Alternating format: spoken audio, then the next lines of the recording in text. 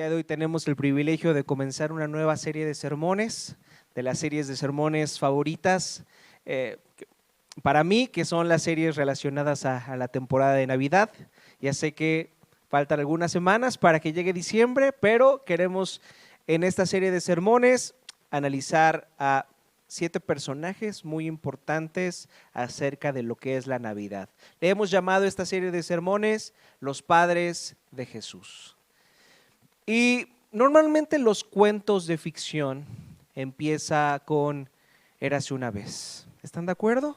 Los cuentos, lo que nos contaban de niños, lo que ustedes tal vez le cuentan a sus hijos o a sus hermanos pequeños o a sus nietos, como un cuento comienza con Érase una vez. Sin embargo, la historia de Jesús no comienza con Érase una vez. ¿Con qué comienza? ¿Con qué comienza el Evangelio de Mateo en el capítulo 1? ¿Saben? Empieza con una genealogía. La historia de Jesús no empieza como un cuento de hadas. ¿Alguna vez en alguna región lejana? No. Empieza con una genealogía, con personajes que realmente vivieron. Y entonces, a lo largo de esta serie de sermones vamos a estudiar la vida de 7 personajes muy interesantes y vamos a ver cómo a través de sus vidas, cómo a través de seres imperfectos, cómo a través de personas que fallaron de muchas maneras, Dios mostró su fidelidad y su misericordia al mundo, a irrumpir en este mundo a través de la descendencia de estos hombres. De eso vamos a estar hablando, y hoy no solamente vamos a hablar acerca de uno de los padres de Jesús, hoy vamos a hablar del padre de toda la humanidad, vamos a hablar de Adán. Así que la lectura de esta mañana se encuentra en Génesis capítulo 3, versículos del 11 al 24. Génesis capítulo 3, versículos del 11 al 24. Pueden buscarlo en sus Biblias o también aparecerá en la pantalla. Dice así la palabra del Señor. ¿Quién te dijo que estabas desnudo?, le preguntó el Señor Dios. ¿Acaso has comido del fruto del árbol que te ordené que no comieras? El hombre contestó, la mujer que tú me diste fue quien me dio del fruto y yo lo comí. Entonces el Señor le preguntó a la mujer, ¿qué has hecho? La serpiente me engañó, contestó ella, por eso comí. Entonces el Señor Dios le dijo a la serpiente, por lo que has hecho eres maldita más que todos los animales, tanto domésticos como salvajes. Andarás sobre tu vientre arrastrándote por el polvo durante toda tu vida, y pondré hostilidad entre tú y la mujer, entre tu descendencia y la descendencia de ella. Su descendencia te golpeará la cabeza y tú le golpearás el talón. Luego le dijo a la mujer, haré más agudo el dolor de tu embarazo, y con dolor darás a luz, y desearás controlar a tu marido, pero él gobernará sobre ti. Y al hombre le dijo, dado que hiciste caso a tu esposa y comiste del fruto del árbol del que te ordené que no comieras, la tierra es maldita por tu culpa. Toda tu vida lucharás para poder vivir de ella. Te producirá espinos y cardos, aunque comerás de sus granos. Con el sudor de tu frente obtendrás alimento para comer hasta que vuelvas a la tierra de la que fuiste formado, pues fuiste hecho del polvo y al polvo volverás. Después el hombre, Adán, le puso a su esposa el nombre Eva, porque ella sería la madre de todos los que viven. Y el Señor Dios hizo ropa de pieles de animales para Adán y su esposa. Luego el Señor Dios dijo, miren, los seres humanos se han vuelto como nosotros, con conocimiento del bien y del mal. ¿Y qué ocurrirá si toman el fruto del árbol de la vida y lo comen? Entonces vivirán para siempre. Así que el Señor Dios los expulsó del jardín de Edén y envió a Adán a cultivar la tierra de la cual él había sido formado. Después de expulsarlos, el Señor Dios puso querubines poderosos al oriente del jardín de Edén y colocó una espada de fuego ardiente que destellaba al moverse de un lado a otro, a fin de custodiar el camino hacia el árbol de la vida. Esta es la palabra del Señor. Y una vez que pasa el 2 de noviembre, todo cambia. ¿Están de acuerdo? Y solamente una sola cosa es evidente. ¿Qué? que Navidad está cerca. Comienzan a aparecer luces por todas partes, luces en las calles, luces colgadas de casas, luces en centros comerciales. Quizá algunos de ustedes ya incluso tengan luces dentro de sus hogares porque no pudieron controlar al intenso del hogar que ya quería adornar para Navidad. Y esto es muy curioso porque no sé si ustedes sepan, pero el 25 de noviembre, el día que se celebra Nochebuena o Navidad, es el día más oscuro del año. Es el día donde hay menos luz, donde hay más oscuridad, porque es el solsticio de invierno. De hecho, no sé si se han dado cuenta, pero estos días ha estado oscureciendo más temprano. En estos días de Navidad parecen ser días más oscuros. Entonces nos parece lógico que sea necesario tantas luces navideñas, tantos foquitos por todos lados. Parece ser que es lógico. Sin embargo, que haya tantas luces en Navidad no solo tiene que ver con una necesidad funcional o decorativa, sino también es un símbolo de algo que significa realmente la Navidad. Si en esta serie de sermones hablaremos de la Navidad, es importante que entendamos por qué fue necesario que hubiera una Navidad. De eso vamos a hablar el día de hoy. Vamos a hablar de la Navidad a lo largo de estos sermones que vamos a tener. No solamente yo voy a predicar, sino varios hermanos de la iglesia van a predicar y vamos a hablar acerca del nacimiento del Hijo de Dios en este mundo. Pero necesitamos primero que nada conocer por qué fue necesario que el Hijo de Dios viniera de la forma de un bebé en este mundo. Y la razón es que la Navidad significa que la luz vino al mundo. Y necesitamos de esa luz porque en medio de nosotros hay mucha oscuridad. En la Biblia la oscuridad tiene que ver con un simbolismo hacia el pecado y la maldad. Siempre que en la Biblia se nos habla de un momento de oscuridad, se nos habla de un momento donde hubo gran pecado, donde hubo gran juicio de parte de Dios por la maldad. Y justamente el texto que acabamos de leer nos habla del pecado y cómo entró en el mundo. Y ya sé, a muchas personas no les gusta que hablemos tanto en esta iglesia acerca del pecado. Tal vez les gustaría que habláramos de temas más motivacionales, que nos hicieran sentir bien con nosotros mismos. Sin embargo, necesitamos hablar del pecado. ¿Y qué creen? En esta serie de Navidad también vamos a hablar acerca del pecado. Lamento desilusionarlos. Porque el pecado nos permite conocer, nos permite entender, como cualquier otra filosofía, como cualquier otra ideología, por bien montada que esté, por bien pensada que esté, el pecado, la doctrina del pecado, la doctrina cristiana del pecado, nos ayuda a entender por qué el mundo está como está. ¿Por qué vemos tanta oscuridad en el mundo? ¿Por qué vemos tanta violencia? ¿Por qué vemos tantas injusticias? ¿Por qué vemos tanto abuso de poder? ¿Por qué hay tantas personas sin hogar? ¿Por qué tantas personas en este mundo experimentan dolor y sufrimiento? No hay mejor forma de explicar todo lo que tú y yo experimentamos en este mundo quebrantado si no entendemos la doctrina del pecado. Y no hay texto en la Biblia como Génesis 3 que nos explique realmente cuál es el pecado. No solamente nos explica el origen del pecado, sino nos expone claramente cómo funciona el pecado en nuestros corazones.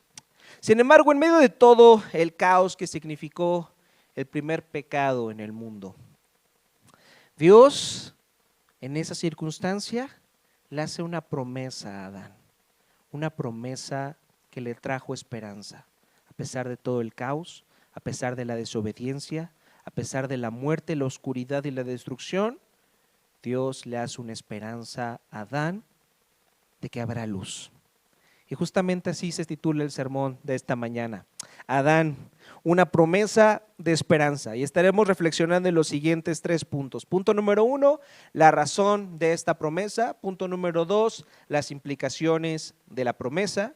Y punto número 3, el cumplimiento de la promesa. Entonces estaremos meditando en esto, en la razón de la promesa, las implicaciones de la promesa y el cumplimiento de esta promesa. Entonces, punto número 1, la razón de la promesa. Fíjense de nuevo, regresemos a nuestro texto, ahí a Génesis 3, ahí al versículo 11. Fíjense lo que dice. ¿Quién te dijo que estabas desnudo?, le preguntó el Señor Dios. ¿Acaso has comido del fruto del árbol que te ordené que no comieras? En este versículo tenemos la definición gráfica de lo que significa el pecado.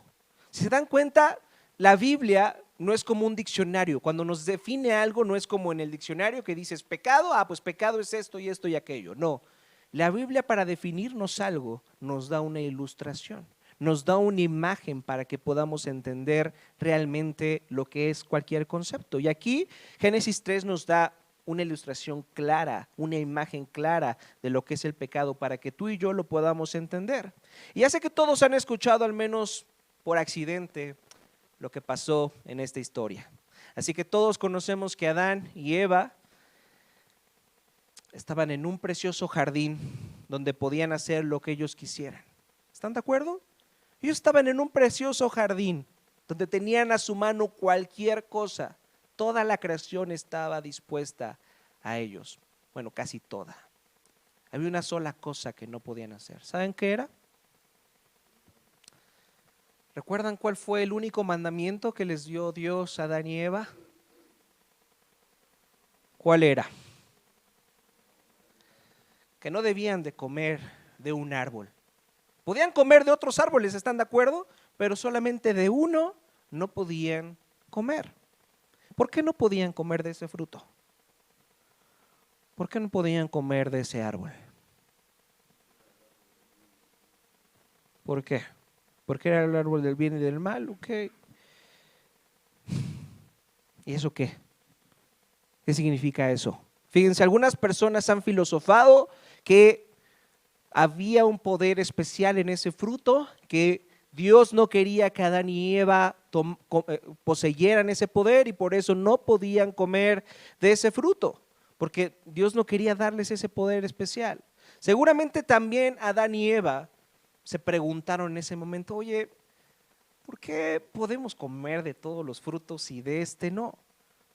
Tal vez ni siquiera les parecía algo tan increíble ese fruto, pero les llamaba la atención que podían comer de todo excepto de ese fruto en especial. ¿Por qué no podían comer de ese árbol? ¿Cuál es la razón por la cual no podían comer de ese árbol?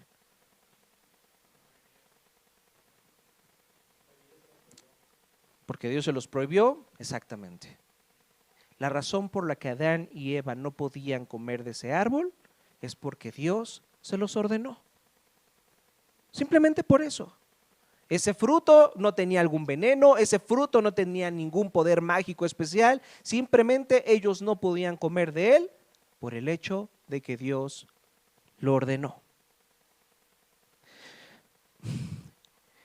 Y esto es muy importante, fíjense, Dios dice, te pedí que hicieras esto no porque sea práctico, no porque fuera emocionante, no porque fuera relevante, no porque te beneficiara de alguna manera, ni siquiera porque sea lógico.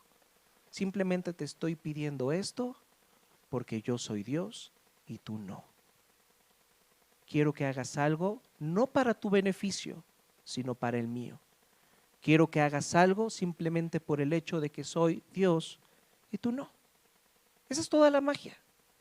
Esa es toda la idea de por qué ellos no podían comer del fruto. Porque Dios quería que ellos tomaran una decisión si iban a decidir elegir a Dios o no. Si ellos iban a decidir hacer algo aunque no los beneficiara, aunque ni siquiera entendieran la razón de por qué tenían que hacer eso, simplemente porque Dios se los había ordenado. ¿Se dan cuenta de la imagen tan clara que nos da este texto acerca de la naturaleza del pecado? Todos sabemos cómo terminó esta historia. Adán comió de ese fruto y como lo leímos en la lectura bíblica que nos ayudó a leer Ana, ahí en Romanos 5:12, cuando Adán pecó, el pecado entró en el mundo y todos los que nacemos en este mundo somos hijos de Adán y por lo tanto heredamos la naturaleza pecaminosa que Adán tenía, heredamos esa naturaleza pecaminosa desde nuestra concepción. En este tiempo, en este año, hemos tenido el gran privilegio de tener bebés recién nacidos en el Redentor. Ahí está el precioso Gael. Y así de preciosos como vemos a Gael, a Andrés, a Elizabeth, así de pequeños, de preciosos, de tiernos, ellos han heredado la naturaleza pecaminosa de Adán. Ellos han heredado esa naturaleza, como está en ti y como está en mí. Así que esos bebés preciosos, al igual que tú y yo, necesitan una promesa de esperanza, la misma promesa de esperanza que recibió Adán. Así que todos nosotros, al igual que Adán, no estamos dispuestos a obedecer a Dios si eso no nos conviene de alguna manera. A los seres humanos no nos gusta obedecer a Dios simplemente porque Él sea Dios. Pero, sin embargo, vemos a muchas personas que se portan bien, ¿están de acuerdo? Incluso se pueden portar mejor que muchos de nosotros que somos cristianos y no son cristianos. Y lo que nos tendríamos que preguntar de una manera sensata es ¿por qué esas personas que no son cristianas se portan bien moralmente? Son buenas personas. Parece como que están obedeciendo los mandamientos de Dios. ¿Por qué lo están haciendo? ¿Por qué algunas personas se portan bien? Fíjense, para explicarlo tomemos como ejemplo la mentira. Todos hemos dicho alguna vez alguna mentirita, ¿verdad? Aunque sea por una causa noble. ¿Cómo le llamamos esa mentirita que exacto, se ve que son expertos en el tema, mentirita piadosa? Entonces todos alguna vez hemos dicho alguna mentirita. Pero ¿por qué una persona que no le interesa obedecer a Dios decidiría no mentir y ser una persona honesta? Fíjense lo que estoy diciendo. Todos hemos mentido, incluso aunque digamos que somos cristianos. ¿Por qué una persona que no sea cristiana decidiría en lugar de mentir ser una persona honesta, aunque no quiera obedecer a Dios, aunque no le interese para nada a Dios? ¿Por qué una persona decidiría ser honesta aunque no sea cristiana? ¿Vemos personas honestas en el mundo que no son cristianos? ¿O no? ¿Sí o no? ¿Por qué? Si no son cristianos. Se supone que los cristianos son los únicos que se portan bien. ¿Sí? ¿Por qué? Veo al menos dos motivaciones por las cuales una persona, aunque no conozca a Dios, aunque no desee obedecerle, puede ser una persona honesta. La primera motivación por la que una persona puede decidir ser honesta es porque vale la pena ser una persona honesta. Al mundo le hace bien que yo sea una persona honesta.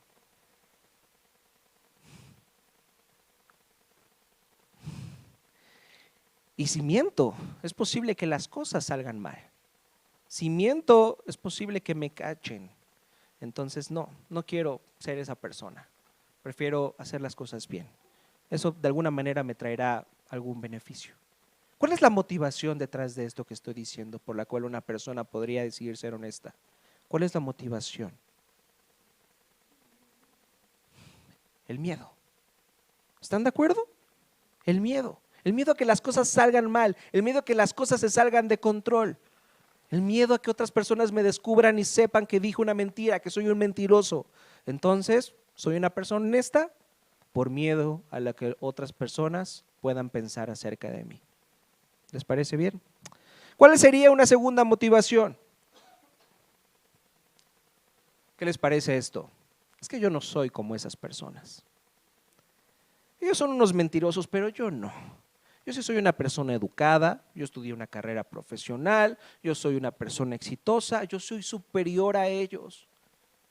Yo no soy un mentiroso, yo no voy a mentir como todos esos mentirosos, yo voy a ser una persona honesta porque soy mejor que ellos. ¿Qué es lo que hay detrás de esa motivación?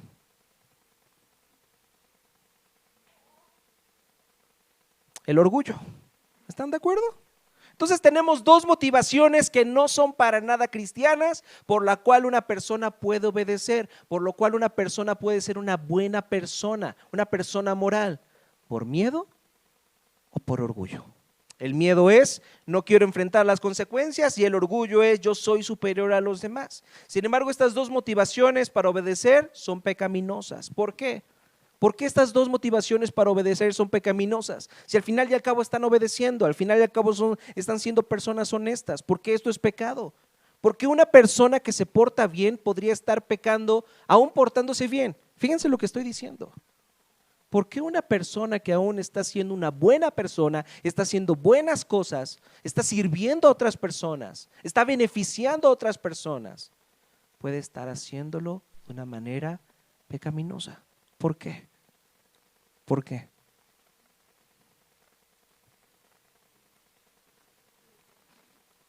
Porque esa persona está obedeciendo para beneficiarse a sí mismo de alguna manera.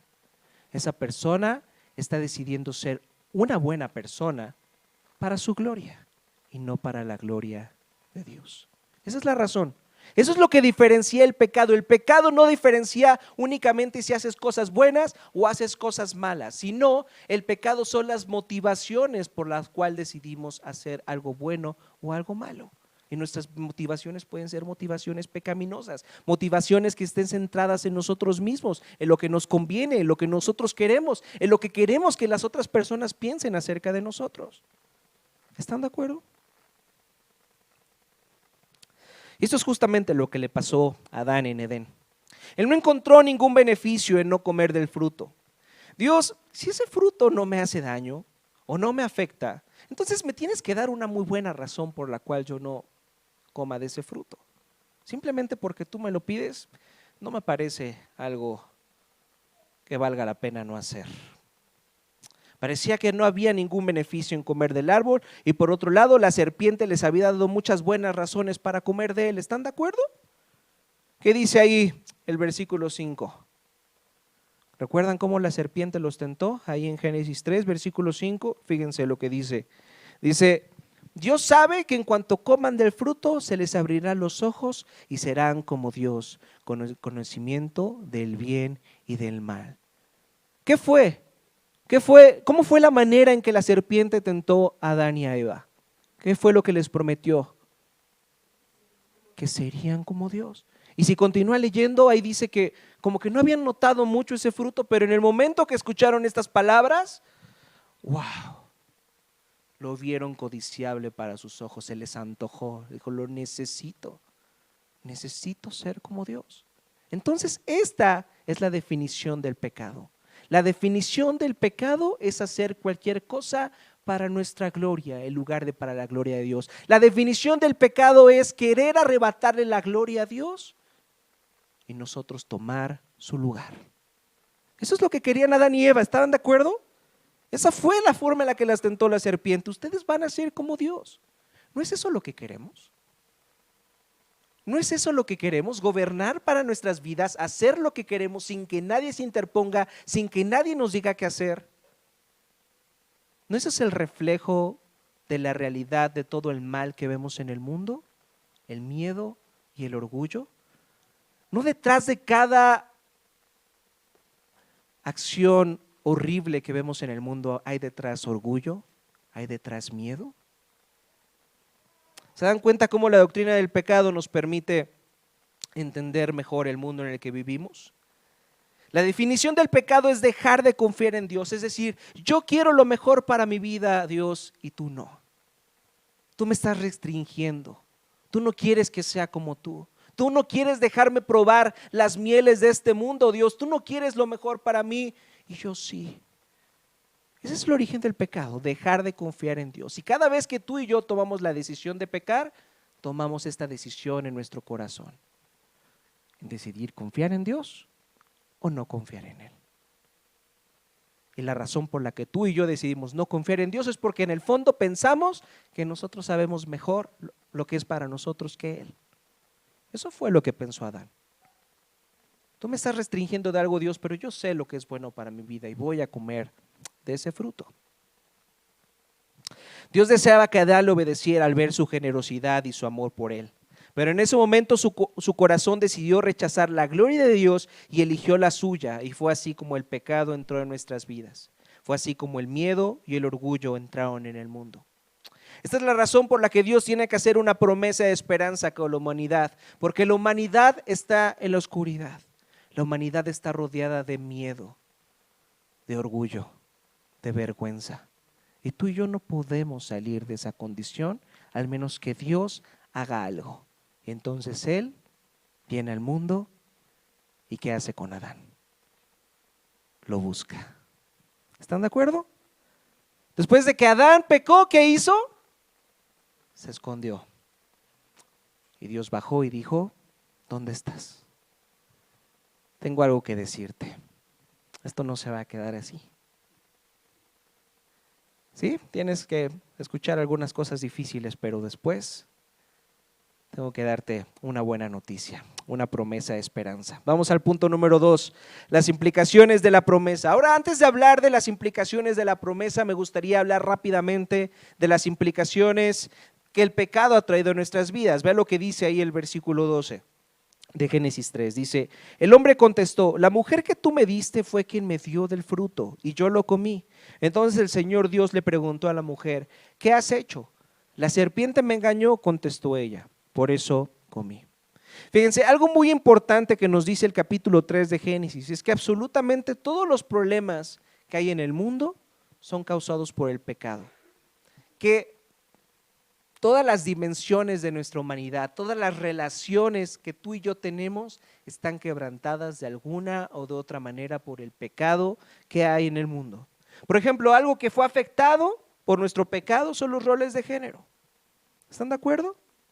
Eso es lo que vemos aquí en Génesis 3, los roles de género, tal cual como los diseñó Dios, fueron afectados por el pecado. Vea lo que dice el versículo 16.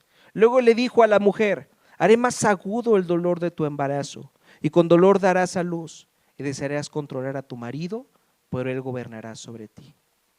El pecado ha distorsionado los roles de género. El texto nos dice que los hombres van a intentar gobernar, van a intentar dominar a las mujeres. Recuerden que esto es parte de la maldición del pecado.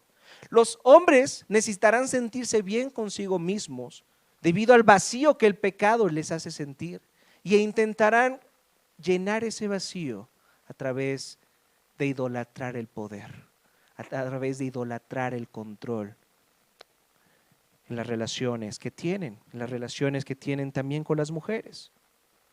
Pero lo interesante es que aquí también dice que la mujer deseará controlar a su marido. ¿Ya se dieron cuenta de eso? La mujer deseará controlar a su marido, pero él se enseñoreará de ella, pero él la dominará. Este texto nos dice que las mujeres también tenderán a convertir la relación que tienen con los hombres en un ídolo. ¿Se dan cuenta? Los roles de género, ídolos diferentes. El ídolo del hombre, el ídolo del poder, el ídolo del control, el ídolo del dominio, el de la mujer.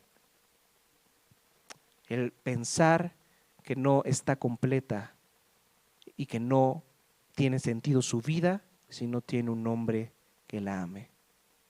Aquí está esta idea. El plan original de Dios era que el hombre cuidara de la mujer. Pero vean lo que pasa en el versículo 12. ¿Qué hace el hombre con la mujer una vez que pecan? En lugar de protegerla, ¿qué es lo que hace? ¿Qué es lo que pasa? Le echa la culpa. No toma la responsabilidad de lo que está pasando, le echa la culpa. Ella fue. Y de alguna manera también le echa la culpa a Dios. Esa mujer que tú me diste. Pensaste que era una buena idea, Dios, darme a esta mujer, pero ya viste que no fue tan buena idea. Entonces los roles de género se rompieron. Esta relación de cuidado, de protección, de complementarse el uno al otro, ahora se ha vuelto una lucha de poderes. Yo quiero dominarte y yo también quiero dominarte a ti. Y eso es lo que vemos. Eso lo vemos no solamente en la relación matrimonial, eso lo vemos en cualquier tipo de relaciones. Siempre va a haber ese intento de dominar al otro, de controlarlo. Y eso es una de las cosas que hizo el pecado. Vean otra cosa que distorsionó el pecado. Vean lo que dice el versículo 17. Dice, y al hombre le dijo, dado que hiciste caso a tu esposa y comiste del fruto del árbol del que te ordené que no comieras, la tierra es maldita por tu culpa. Toda tu vida lucharás para poder vivir de ella. Te producirá espinos y cardos, aunque comerás de sus granos. Con el sudor de tu frente obtendrás alimento para comer, hasta que vuelvas a la tierra de la que fuiste formado. Pues fuiste hecho del polvo y al polvo volverás. Entonces ahora se nos habla acerca del trabajo. Y tal vez algunos digan, ya sé por qué odio levantarme los lunes tan temprano. Pues sí, el trabajo es una maldición. Pero no es así. El trabajo no es una maldición. El trabajo fue maldito por el pecado, pero el trabajo no es una maldición. Dios ideó el trabajo en el Edén perfecto. Ahí en Génesis capítulo 2, ustedes pueden leer que Dios puso a Adán en medio del huerto para que lo ¿qué? Para que lo cultivara, para que lo labrara, para que trabajara. De ahí surge la palabra cultura, de cultivar, de trabajar la tierra. A través del trabajo de todas las personas en la humanidad se han hecho muchas culturas. El trabajo no es una maldición, pero el trabajo fue maldito a través de la entrada del pecado en el mundo. Y vemos la consecuencia de eso todo el tiempo en nuestro trabajo, ¿no es así? No siempre recibimos lo que pensamos que merecemos. Puede ser que te esfuerces, que te desveles, que intentes tanto un proyecto, que te esmeres tanto en eso y al final puede ser que veas resultados, pero también puede ser que no los veas. Puede ser que te sientas desilusionado a causa de tu trabajo. Puede ser que en lugar de recibir frutos estés recibiendo espinas y cardos. Me parece muy curioso este lenguaje que utiliza Dios en esta maldición hacia el trabajo. Espinas y cardos te producirán. Es decir, si se dan cuenta, el hecho de que el pecado entrara en el mundo, el hecho de que el hombre decidiera rebelarse de Dios, el hecho de que el hombre decidiera poner sus reglas en lugar de obedecer las reglas de Dios, hace que la misma creación esté en contra de nosotros. ¿Se dan cuenta? Romanos 8 dice que la creación está gimiendo a causa del pecado, a causa de lo que hicieron los hombres. La creación está en contra de nosotros. Es ahí donde podemos entender por qué existen virus que de repente nos matan a todos y hay que encerrarnos en nuestra casa por casi 2 años. Es ahí donde podemos entender que existan huracanes que destruyan a una población. La creación sabe que estamos en contra de su creador. La creación sabe que tú y yo queremos vivir una vida en rebelión, en contra de la creación, y de alguna otra manera la creación está en contra de nosotros. No podemos disfrutar de este mundo si no vivimos conforme a las leyes de quien creó este mundo. Y la idea es que el hombre está constantemente luchando con estas leyes, intentando ser su propio Dios y decir lo que es bueno y lo que es malo. Eso es lo que vemos en el mundo. Otra vez, miedo y orgullo. Miedo y orgullo. Ok, estas son las implicaciones del pecado. Algunas de las implicaciones, podríamos hablar más acerca de las implicaciones del pecado, pero este sermón se llama una promesa de esperanza, así que vamos a hablar acerca de las implicaciones de la promesa. Y para hablar acerca de las implicaciones de esta promesa tenemos que hablar acerca de qué es esa promesa. Yo he dicho muchas veces en este sermón acerca de una promesa, de una promesa, de una promesa, pero no les he dicho lo que es esa promesa. Y ya ha llegado el momento de revelar ese secreto. Pero antes de eso quiero que se den cuenta de algo muy importante. Después de que Dios les pregunta a Adán y Eva qué hicieron y tiene esta conversación con ellos donde ellos se culpan mutuamente y luego también culpan a Dios, Dios se dirige directamente a ellos para decirles las consecuencias que el pecado trajo a sus vidas, pero no se dirige primeramente a ellos. ¿A quién se dirige primero, antes que nada? ¿Ya se dieron cuenta de eso? Me salté unos versículos de manera intencional. ¿A quién se dirige primero Dios después del pecado, después de la entrada del pecado? A la serpiente. Vean lo que dice el versículo 14, dice: entonces el Señor Dios le dijo a la serpiente: por lo que has hecho eres maldita, más que todos los animales, tanto domésticos como salvajes. Andarás sobre tu vientre, arrastrándote por el polvo durante toda tu vida. Y pondré hostilidad entre tú y la mujer, y entre tu descendencia y la descendencia de ella. Su descendiente te golpeará la cabeza y tú le golpearás el talón. Entonces Dios tiene con la serpiente un trato diferente. A Adán y Eva solamente les dice las consecuencias de su pecado, pero con la serpiente es diferente. a la serpiente la maldice, le dice maldita serás, y además también señala su destrucción, que alguna vez vendrá alguien que la destruirá, que destruirá a la serpiente y a las consecuencias que trajo la serpiente. ¿Cuáles son las consecuencias que trajo la serpiente? El pecado, la muerte, el orgullo, el miedo, la vergüenza. ¿Has sentido todas estas experiencias, todos estos sentimientos? Entonces aquí Dios le está prometiendo a Adán y Eva que va a venir a alguien que va a terminar con la serpiente y que va a terminar con las consecuencias que trajo la serpiente. En lugar de que Dios culpe a Adán y Eva en ese momento, porque están de acuerdo que en ese momento Dios pudo haber fulminado a Adán y Eva y pudo haber terminado con la creación y hacer una creación nueva de personas que sí lo obedecieran. ¿Están de acuerdo que Dios pudo haber hecho eso? Sin embargo, Dios no hace eso. Dios se pone del lado de Adán y Eva y pone como único culpable, como único maldito a la serpiente. ¿Qué significa esto? Significa que, bueno, y dice después que los descendientes de la mujer estarán en una lucha con la descendiente de la serpiente y el descendiente de la mujer golpeará en la cabeza al descendiente de la serpiente y el de la serpiente le golpeará en el talón. ¿Qué significa esto? ¿Significa que ahora en adelante las serpientes y los seres humanos odiarán? ¿Eso significa? Yo veo algunas personas que les gustan mucho las serpientes. Las serpientes estaban representando a alguien más. Esta serpiente estaba representando a alguien más. ¿A quién? ¿A quién? La serpiente estaba representando a Satanás. Satanás es un personaje en la Biblia que representa la rebelión en contra de Dios, representa el deseo de usurpar la gloria de Dios y querer la gloria para sí mismo. Así que esa serpiente tendría una descendencia de personas que desearían justamente esto, usurpar la gloria de Dios y querer la gloria para sí mismos. Pero Dios dice que la mujer también tendrá una descendencia. Así que la raza humana al final tendrá dos tipos de personas. Las personas que siguen a la serpiente, que quieren usurpar el trono de Dios, y las personas que siguen a Dios, que quieren someterse a su señorío, que quieren someterse a Él. Solamente hay dos tipos de personas en el mundo.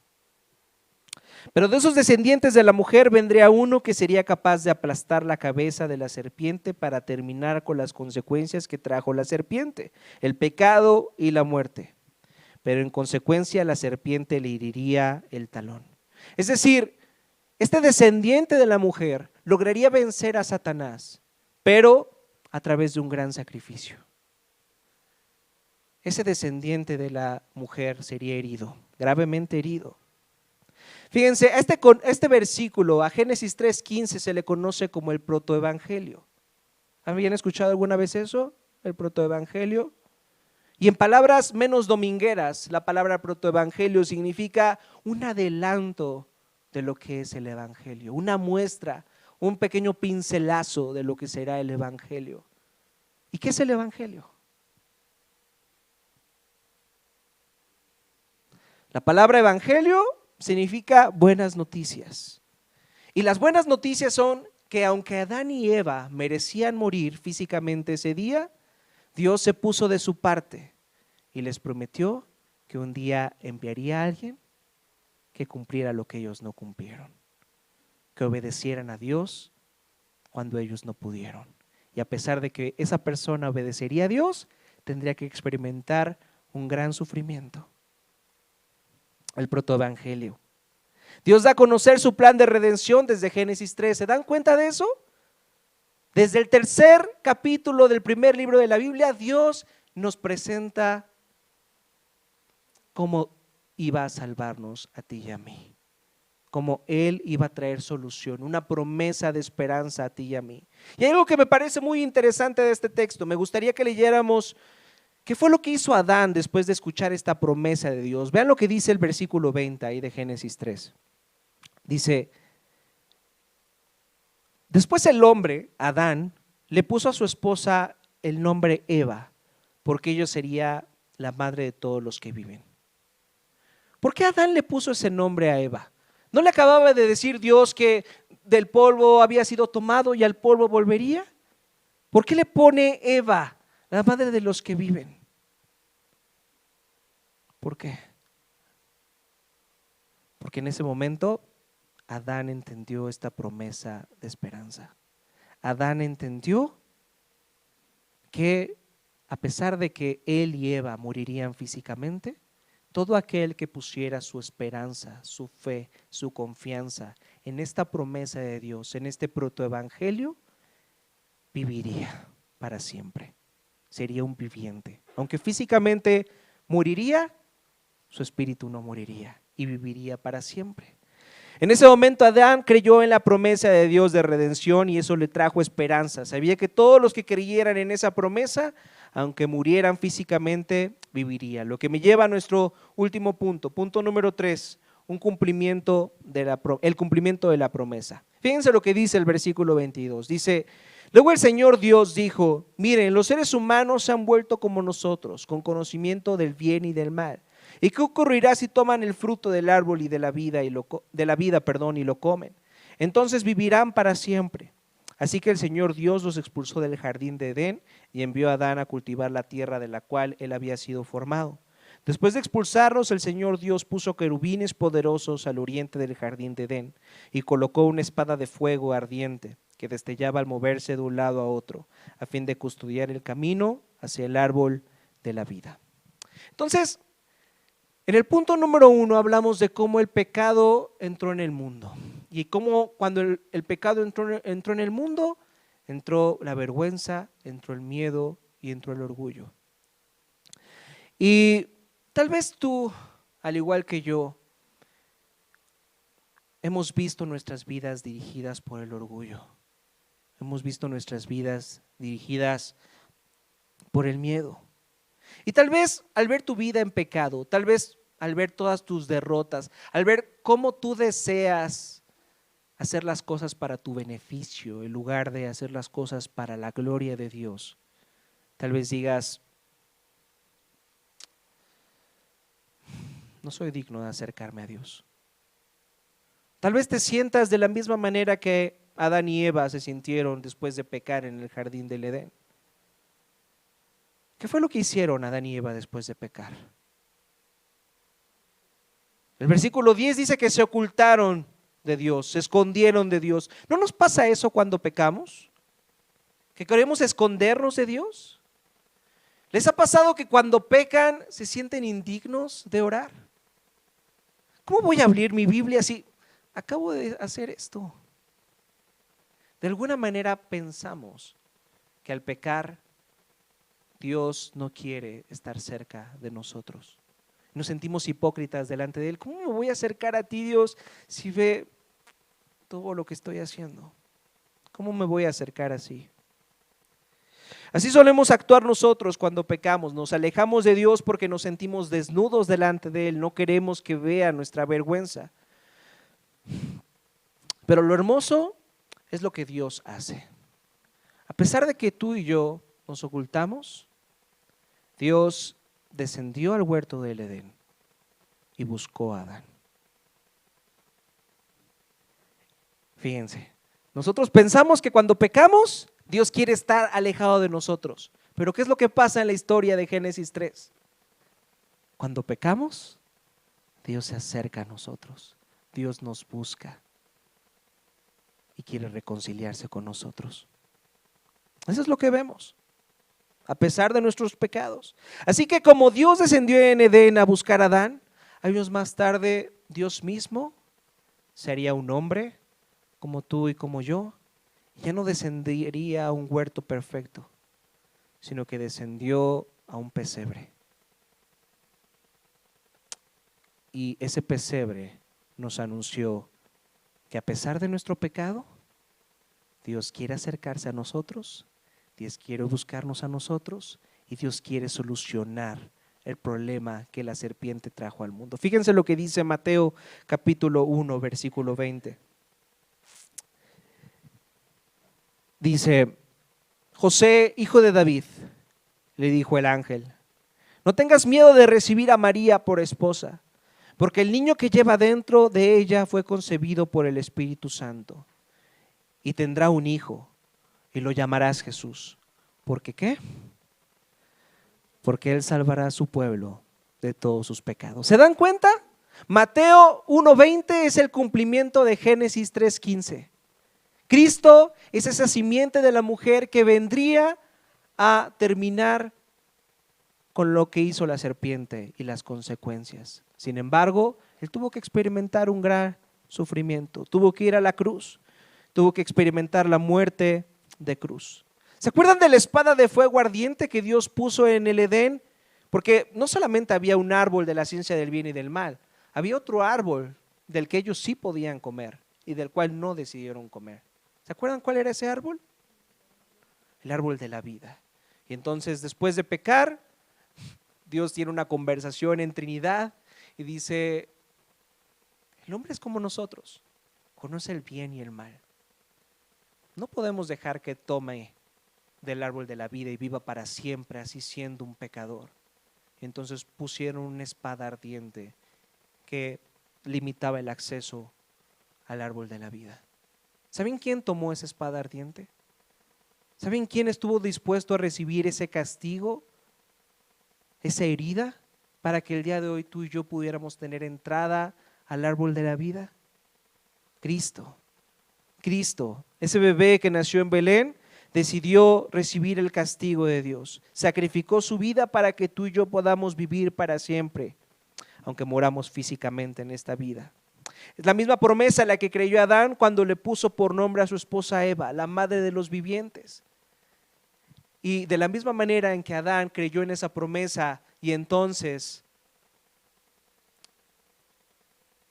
Dios se puso de su lado, cuando tú y yo creemos en la promesa de Dios, de que en Cristo Él cumplió lo que tú y yo no podemos cumplir y vivió lo que tú y yo no podemos vivir y sufrió lo que tú y yo merecíamos, en ese momento Dios se pone de nuestro lado y estamos listos para tomar del árbol de la vida. Hay una relación estrecha entre Jesús y Adán. Adán fue puesto en el jardín del Edén y se le prometió que si obedecía, entonces ¿qué? Viviría para siempre. ¿Están de acuerdo? Jesús también fue puesto en un jardín, el jardín del Getsemaní. Sin embargo, a Cristo se le prometió que si obedecía, Él moriría. Y Él aceptó hacerlo por nosotros. Él aceptó hacerlo para salvarnos a ti y a mí. El primer Adán falló, pero el segundo Adán, Jesucristo, no falló. Dice Romanos 5, versículo 18. Así es, un solo pecado de Adán trae condenación para todos, pero un solo acto de justicia de Cristo trae una relación correcta con Dios y vida nueva para todos. Por uno solo que desobedeció a Dios, muchos pasaron a ser pecadores, pero por uno solo que obedeció a Dios, muchos serán declarados justos. Esto es lo que tú y yo celebramos en Navidad, el gran regalo. ¿Se dan cuenta de este lenguaje que también utiliza Romanos 5? Un regalo de parte de Dios. ¿Por qué nos damos regalos en Navidad? Porque reconocemos y recordamos el gran regalo que Dios nos dio. Tú y yo estamos en un mundo de oscuridad, estamos en un mundo de pecado, pero en ese mundo de pecado, aquel que es la luz verdadera, quien da luz a todos, vino al mundo. Y el pueblo que habitaba en la oscuridad ha visto una gran luz. Sobre los que vivían en densas tinieblas ha resplandecido una luz. Tal vez es la primera vez que escuchas acerca de esto, del regalo de Navidad. Déjame decirte que este regalo de luz está disponible para ti. No tienes que hacer nada. Simplemente confiar en lo mismo que confió Adán, que algún día Dios solucionaría todo. Ahora tú y yo sabemos cómo Él cumplió esta promesa en Cristo. Cristo solucionó todo. Si tú pones tu confianza en esa obra preciosa, el día de hoy tú puedes recibir el regalo de Navidad. Y si tú ya eres un cristiano, si tú ya has puesto tu confianza en esto, esta temporada es una buena temporada para ver al niño de Belén y decir, de esta manera me ama Dios. De esta manera Dios quiere aceptarme a pesar de mi oscuridad. De esta manera Dios ha traído luz a mi vida. Vamos a orar. Padre, te damos gracias por el precioso regalo de la Navidad. Gracias porque aún en nuestras vidas, aún en nuestros corazones, vemos el mismo deseo que llevó a Adán a pecar, el orgullo, el miedo. Padre, y este orgullo y este miedo, Señor, han traído mucha vergüenza a nuestros corazones. Padre, perdónanos. Perdónanos porque constantemente queremos usurpar tu gloria, Señor. Queremos tomar tu lugar. Pero gracias porque en medio de esa situación tú has enviado a Cristo. Tú has enviado a tu Hijo para que cumpliera lo que Adán no cumplió. Para que cumpliera lo que nosotros no podemos cumplir. Padre, el regalo de Navidad es difícil de recibir porque significa reconocer que no somos dignos de ti, que somos más pecadores de lo que queremos imaginar. Pero Padre, el día de hoy cambia nuestros corazones para que únicamente podamos hallar nuestro consuelo, nuestra esperanza en ese hermoso sacrificio, en ese hermoso regalo, en ese regalo lleno de humildad, lleno de amor. Gracias, Padre, por decidir humillarte de esta forma y venir en la forma de un bebé para salvarnos de nuestra propia maldad, para salvarnos de nuestra propia oscuridad. Te bendecimos en el nombre precioso de tu Hijo Jesucristo. Amén.